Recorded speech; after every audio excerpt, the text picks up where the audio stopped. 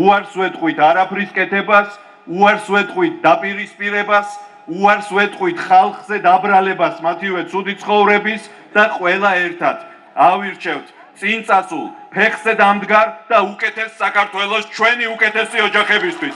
აი ეს არის ჩვენი 8 ოქტომბრის არჩევანი და მე მჯერა თქვენი და ჩვენი არჩევანის და გამარჯვების.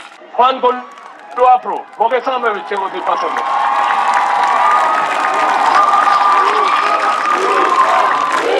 ძალიან მიხარია რომ ამდენი ხარ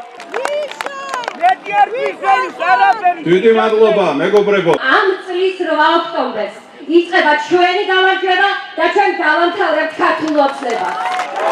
გაუმარ აი ესე